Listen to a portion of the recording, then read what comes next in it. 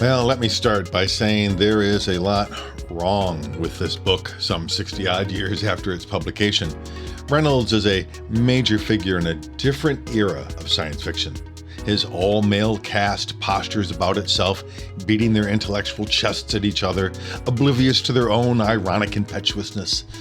The debates they have across the book, clearly timely in their day, are sophomoric and idealized representations of complex theories represented here in brief spats.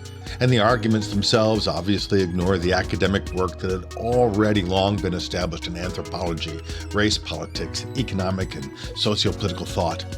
This crack team of star explorers sets out to bring two primitive worlds of people up to a level of development suitable for joining a new human federation of planets.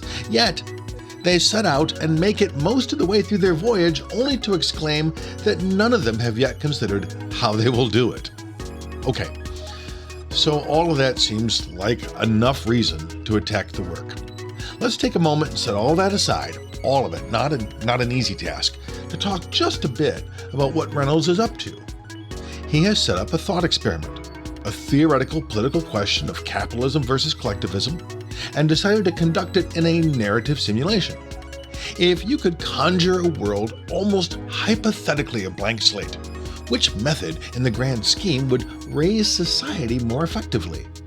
For its time, the posing of the question alone is intriguing. But Reynolds is not done, even so. This is a short work, so I won't spoil the ending. Instead, I will speculate that this very thought experiment is itself a guise to what he actually has in mind. The story clearly is far from flawless. At times, the hypothetical focus that should dominate our discussion is diverted by needless and distracting detail. Does it matter, for instance, across a fast 50-year history that a particular valley had a chokehold that allowed a single battle to shift? Nah, but